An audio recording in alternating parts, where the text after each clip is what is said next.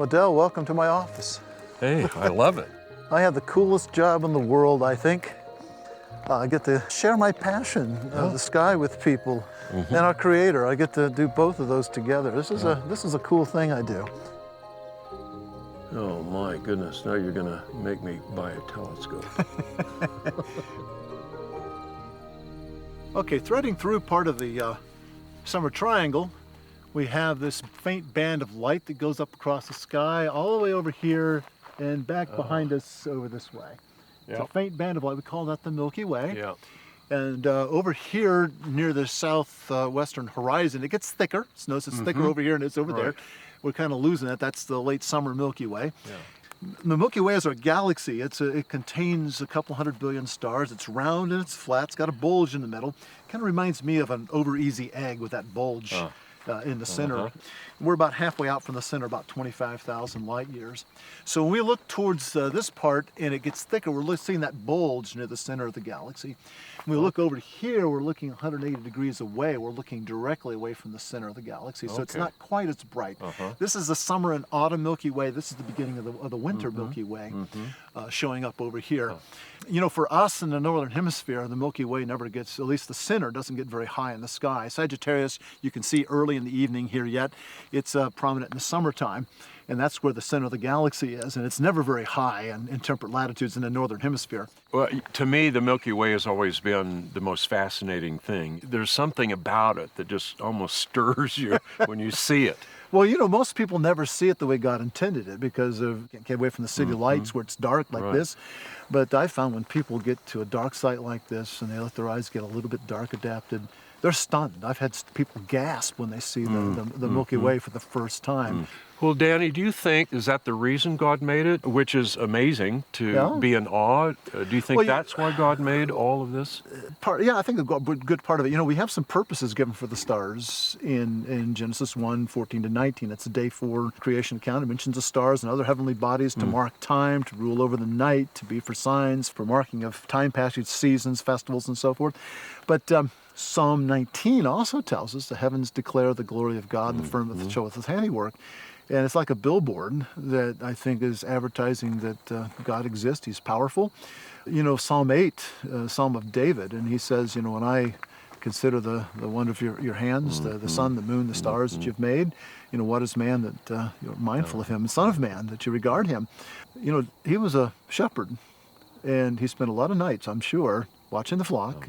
He's probably doing it from 2,000, 3,000 feet elevation in a Mediterranean climate, a lot like we have out here.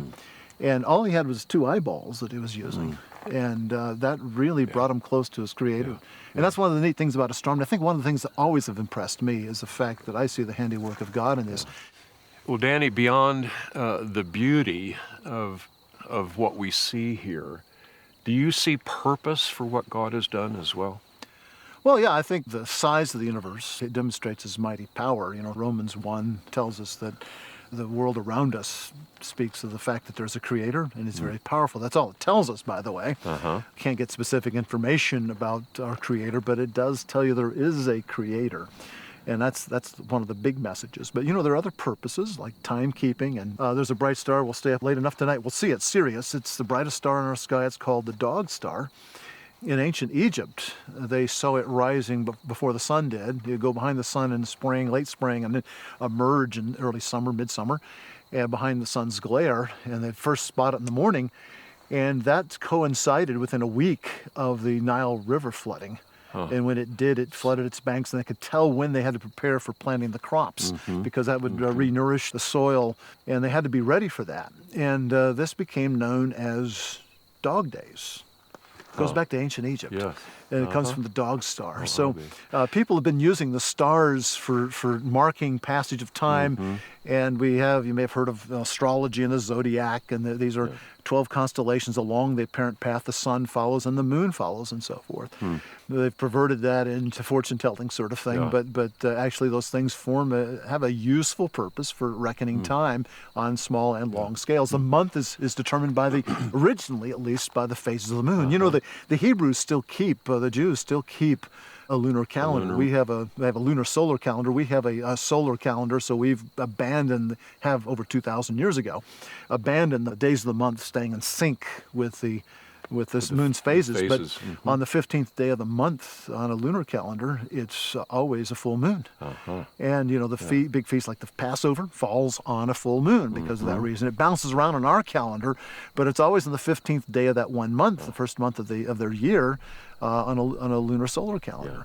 So were all those festivals tied in again to? They were tied to these things. Apparently, the first Passover in Egypt happened at a full moon. It's interesting that if you read it very carefully, in Exodus, it says that Pharaoh had enough when his firstborn died. Yes. He called Moses at night and said, "Leave now." Forget what you saw in the movie The Ten Commandments. They didn't leave in the middle of the day. They left at night.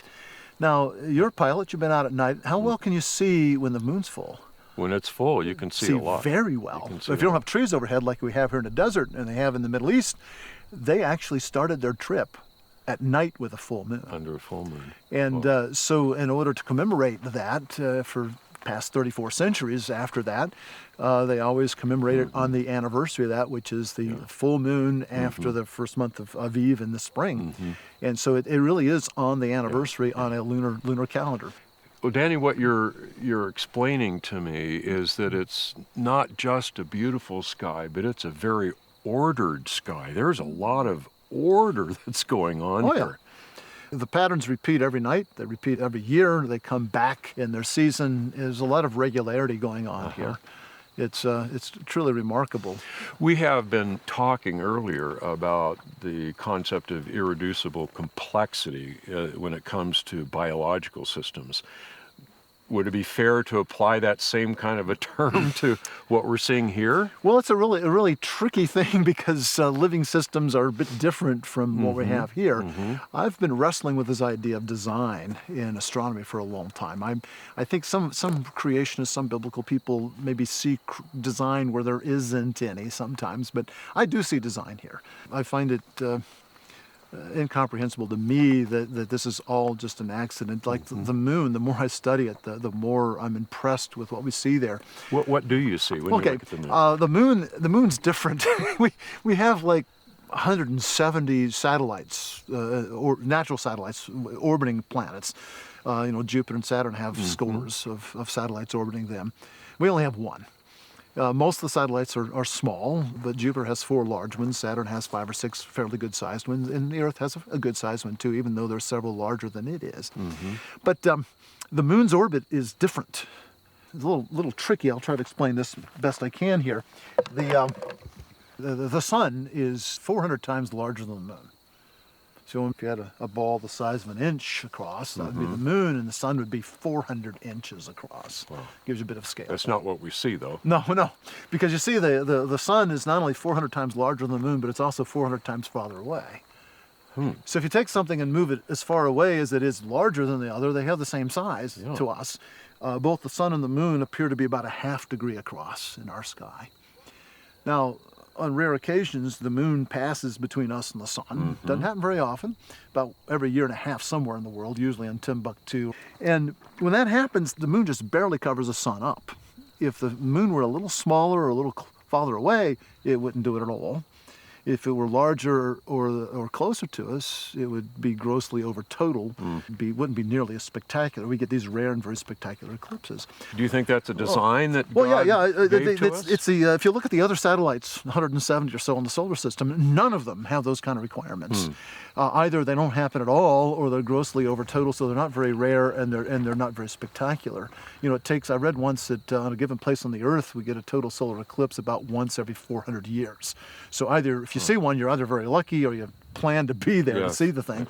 And so these eclipses are spectacular and rare, and this is the only planet on which it matters, and it's the only planet on which it happens. I don't find that to be just a coincidence. I think there's more to it than that. But there's another more important thing about it.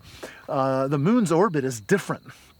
We have the plane of the Earth's orbit around the sun. We call this the ecliptic. Imagine a flat plane here. The sun's here, and every year the Earth goes around like this, and it causes the sun to seem to move through the stars. That defines this ecliptic across the sky, this big line across the sky, the plane of our orbit. Now, the moon's orbit is very close to that plane. It's tilted a few degrees, but basically the moon orbits around the Earth in the same plane that the Earth orbits around the sun. Of the 170 or so satellites in the solar system, it's the only one that does that. Is that right? All the others have different orbits. The most common type of orbit is above the equator of what we call the equatorial plane of the planet. And each of the planets have different tilts. Our own Earth's tilt's about 23.5 degrees. So if this is a plane of the Earth's orbit, there's another plane, the equatorial plane, that's tilted 23.5 degrees to that. And if the moon were like other satellites in the solar system, it would be orbiting in this plane, not in that plane. But the interesting thing is, that tells me something right away, that the origin of the moon must be different from other satellites. It must be unique, which we kind of know that from Genesis because the purpose is involved. I believe the moon is unique, and the origin scenario perhaps would be unique as well. And, astronomers have tried to claim, well, we need to study the satellites of the other planets, hopefully to learn more where the moon came from. Well, I say nonsense, because the moon's orbit is unique in the solar system. But there's something else about the moon. If you compare the ratio between the mass of the moon and the mass of the Earth, it's pretty high. Earth has about 81 times more mass than the moon does. But when you look at other planets, they have thousands or tens of thousands of times more mass than their satellites have. So when you look at the ratio between the mass of the planet and the mass of the satellite, it's closest for the Earth by quite a bit, Earth-Moon, than it is for any other in the solar system. Now, this is tricky. The Earth, has a tilt of 23.5 degrees. That causes our seasons. But perturbing effects, the other things in the solar system are yanking on that tilt, and over time it would cause that tilt to change tremendously. It would go from being 23.5 degrees to being 0, to being 90, back to 0, waffle all over the place. It would slowly happen, but it would happen and waffle everywhere. What that would mean is that eventually there would be no seasons, and eventually most of the Earth's surface would be simultaneously in the tropics and in the Arctic regions. Could you imagine the devastating effect it would have on living creatures? Sure. That's if there's nothing else going on. The planets and the sun and everything else out there would do that to the Earth's tilt. So why doesn't it? Because of a very complex interaction of the moon, it stabilizes it and keeps the tilt within about a 2-degree range. It can't leave more than about 2 degrees, which we can withstand that small change. And it only happens if two things are true. If the mass ratio is high, which is unique to the Earth-Moon system, and this is critical, that the moon orbits in the ecliptic plane, not the equatorial plane. And it's the only satellite in the solar system for which that's the case. Now, again, you could argue that's a coincidence, but how many coincidences are you allowed before you begin to realize, well, maybe these coincidences aren't coincidences at all? But, my job as an astronomer and as a creationist is to try to identify these interesting little features. And those are two that just are screaming design to me. I have to keep saying, well, there is design here. I think it's not happenstance. If this was all a result of some cosmic accident, would you expect that many coincidences to take place? Now, you can talk about the Earth itself, the unique properties it has, its proper distance from the sun, the right kind of mass, the right kind of atmosphere. The atmosphere of the Earth is very curious. It's nitrogen-based. It's what we call diatomic. We have most of the gas in our atmosphere has 2 atoms per molecule. And that's really significant for life, too. In fact, so much so now that people looking for life on planets orbiting around other stars, they think the important thing to look for is a nitrogen-based atmosphere. That seems to be the gold standard they're looking for. Water. Water is probably the most common molecule in the universe. We see it all over the place. We see it in the atmospheres of cool stars, which I did my dissertation on in astronomy. We also see it in interstellar medium, the stuff between the stars. We see them in satellites. We see them in planets. We see them in comets. We see it all over the place. But always where we see it, it's either solid or it's a gas. The only place in the universe where we know for sure that liquid water exists is on the Earth. There have been claims that might exist briefly on the Martian surface, that might exist below the surface of some of the satellites of the outer planets, but those are just possibilities. It's not been confirmed and may never be confirmed. But we know we have plenty of liquid water here, and we know that liquid water is essential for life. It's your body is like 75% water, and there's a good reason for that. So water, an essential ingredient for life, liquid water, only exists here as far as we know. And that's amazing for something that's so abundant in the universe. Yeah. But Danny, that almost takes us back again to the incredible order that exists, not only in just the visible, but even down into the invisible, even mathematics as well, doesn't it? You know, there are four fundamental physics forces they talk about: the strong, the weak, the electromagnetic, and the gravitational. Except that 35, 40 years ago, they kind of combined the electrical and weak forces. So now we have three. And we've seen this unification of physics before. They want to unify into a single theory. So the belief is that eventually we can wed the strong and the electric and weak forces into one. We call that the grand unified theory, which is GUT for short. And then ultimately gravity, which is the tough one, because it's so much different from the others, weaker than the others. If we can unify that, then we have what's called the theory of everything, TOE. The belief is that there's a simple underlying theory behind everything. And to me, that speaks of design, because we saw all these disparate forces, and there's this belief that there's this unity here, but what are you basing that belief on? Well, some experience you've had, but very few physicists seem to be asking the question, well, why is there this simplicity here? And you've got to think either just that's the way the world is for no apparent reason, or the world is that way for a purpose and design. And to me, that speaks of creation. We also see in particle physics a lot of symmetry going on, and a lot of neat little things. For instance, elementary particles seem to come in groups of six. Why six, you know?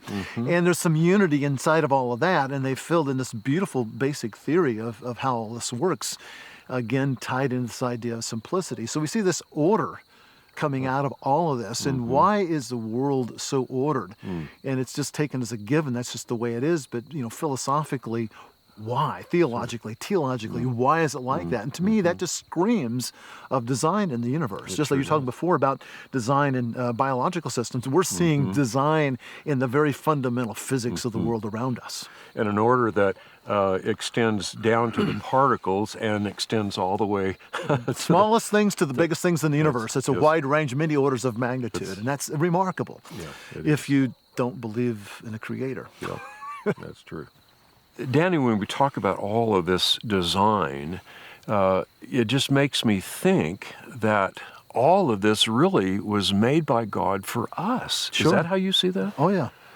That means we're more significant than what we've heard from other people. Oh, yeah. You know, back in 1972 or 73, I believe it was, Brandon Carter coined a term called the entropic principle. This idea that a number of things about the universe that seem to make it ideally suited for our existence. That is, man is here for a purpose and a reason in the cosmos.